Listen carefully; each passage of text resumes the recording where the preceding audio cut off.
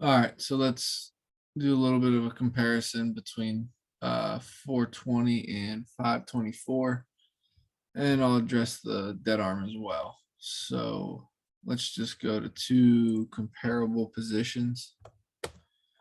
Run that.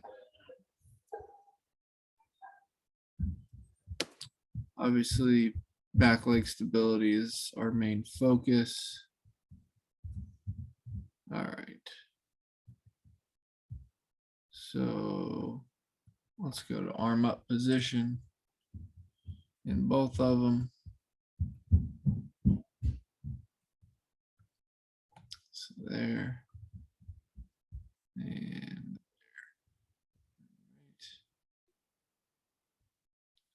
relatively in the same position.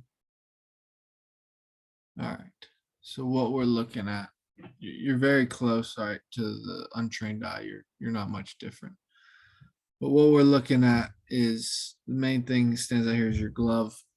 On this side, you're pulled more left, which pulls the left scap back, allowing the right scap to retract more, and then you're gonna lay back even better. Let's go to release point right there. All right. That arm has more time to accelerate. So at release, I'm going to say this camera angle is slightly different. So there might be a slight skew, but this is where you're releasing the ball. And that's a good 2.5 feet out above in front of your foot. So it's pretty damn good. And that's what you need with your length. And right here on this one, you're going to be probably 6 inches in front of your front foot, but that's just a little detail. That's an improvement. But then let's go back to the public enemy number one, the back leg stability. So let's get to glove flip and key off of that. Or let's go.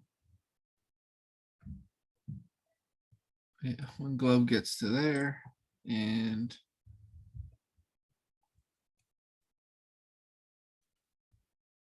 glove gets to there. Okay. All right. So you're still kicked in. You're still roughly in that same position. All right.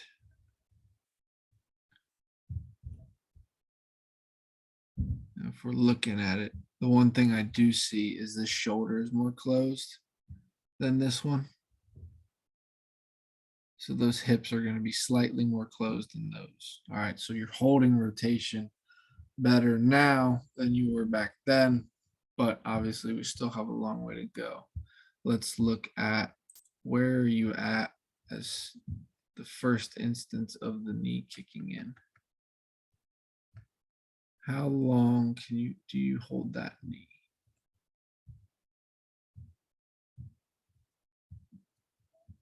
All right, that foot's starting to roll there. So we'll give it that frame. And we're keying on the foot generally.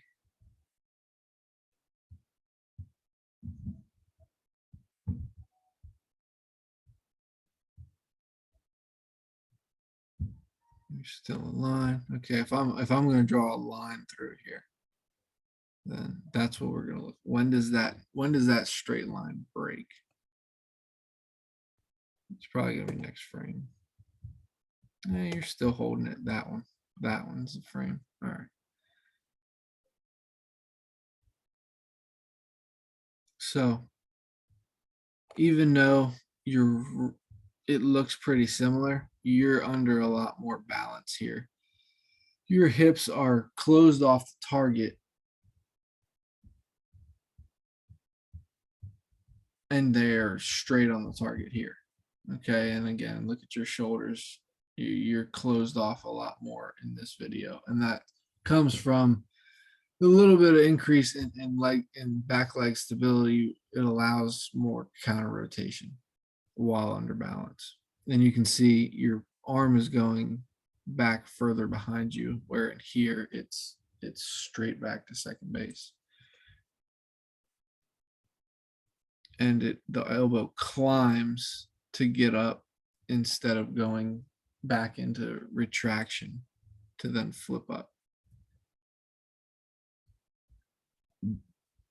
Yeah, so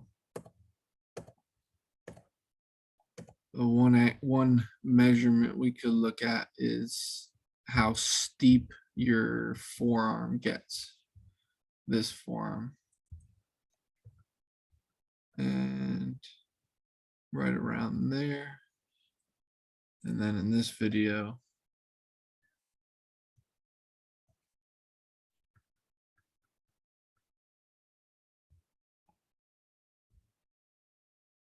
so right before heel touch.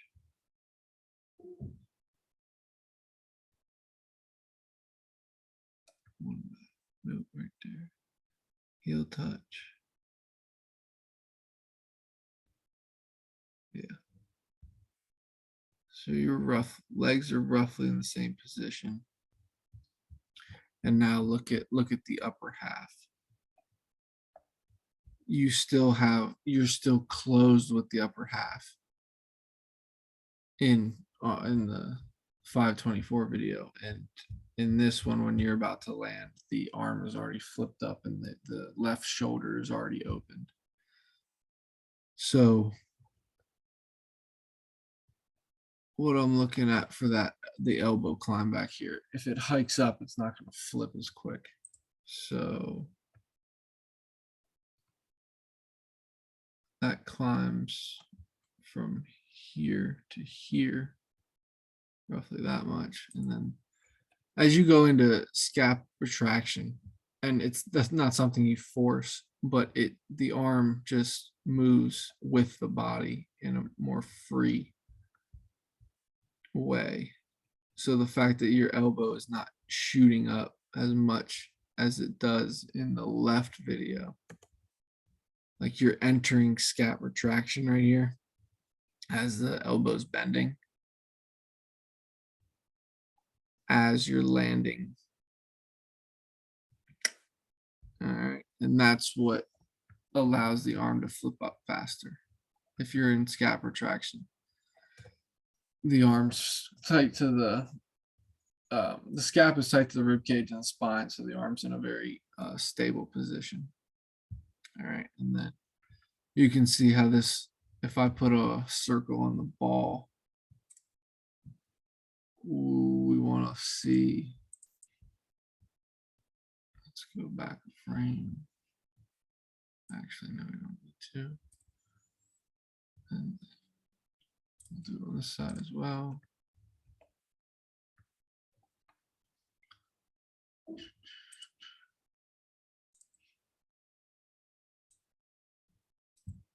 All right, and then we step it through. Okay.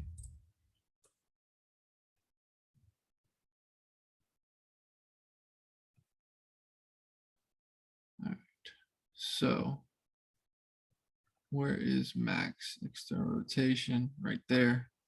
So what you look at here is how far the ball has traveled by the time you get into max layback. And I'm going here roughly. So I would measure straight down. You'd measure this distance right here. And the shorter that distance is, means the arm falls straight. It's not going to be straight down because you have momentum going forward, but it falls straight back and then you drag it longer. And that's how the arm can accelerate longer. If you look in this video, there's a really long path to get to layback, to max layback. So you're accelerating it as it's falling. So that's putting stress on the arm and it's not accelerating as fast. if I have something that just starts from a dead point and then goes forward, it's going to accelerate faster than something that's moving down and forward in two directions at the same time. So, um, those are even though you're not seeing big velo jumps, or you think your velo's down, or not progressing or anything. There's little details that are working in your favor to build the velo we want to get to. And one thing, or many things, go into it of as soon as when you start. So dead arm really comes into play whenever you kind of get to the, so you've only thrown so much as a pitcher as a junior in high school, and then the COVID year, and then you're in college. You only have so much volume on your arm, and once you kind of get to the end of that volume, even though you're not hurt or anything, the arm is tired, and that's literally what you get. It's just there's nothing behind it, and it doesn't hurt or anything, but there's just no juice in it because it's experienced more volume than it ever has before. And typically, one easy example is that I've seen and used before is kids that are high school kids that start throwing. Let's say they start throwing in January and they play the whole way through August for summer ball and everything. The kid that's throwing max effort in January is going to experience a dead arm at the beginning of summer ball. Whereas if you build up correctly and that kid isn't throwing max effort until the first week of March, he's not going to experience a dead arm until the end of summer ball. So, like, a dead arm is pretty much guaranteed, but we want to time it correctly. And that's where the buildup is so important. And that's where you kind of have to mix volume and intensity, because you want to set the base of volume. Like, okay, this, my arm can throw this many throws over the year, and then we slowly have to build up the intensity that it can throw. So maybe we got just even numbers, 1,000 throws in us this year at 75% intensity. Okay, whenever we get to that cumulative stress level, the arm is going to kind of die and take care of itself, and it needs to then be rebooted and revamped. And that's where a little shutdown can help guys. And then it kind of reboots it back up.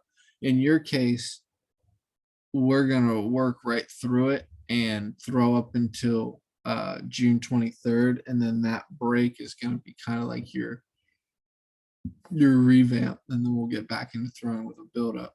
But what you'll see is you will see the velo start to climb. Like the only time a velo will drop after a dead arm is if there is an actual injury. So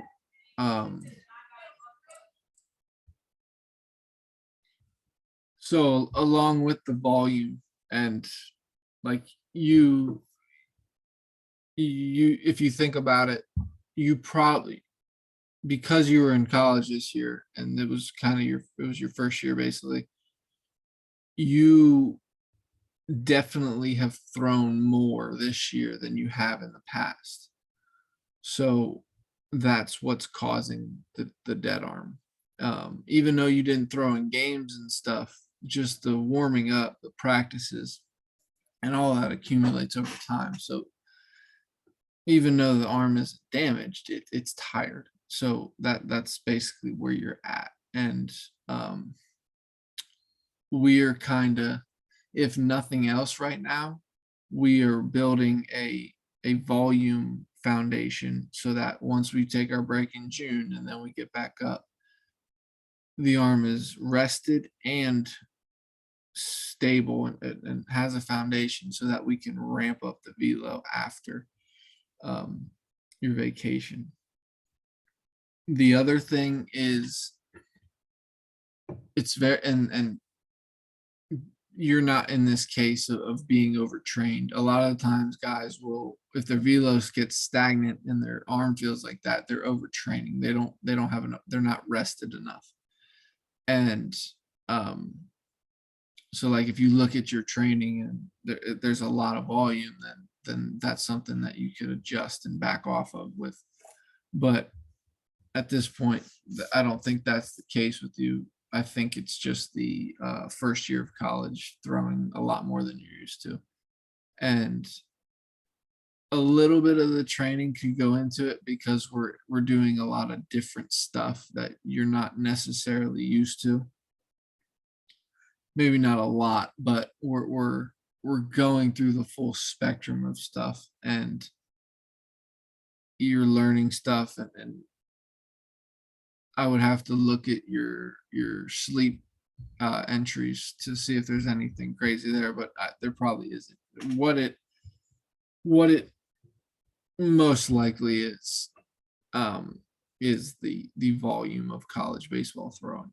We just It's impossible to get that in high school in the short amount of time that you do it. Like in high school, you don't play the amount of games and you don't have the amount of practices. And even if you play summer ball, you don't practice that much and the games are on the weekends and all that stuff. So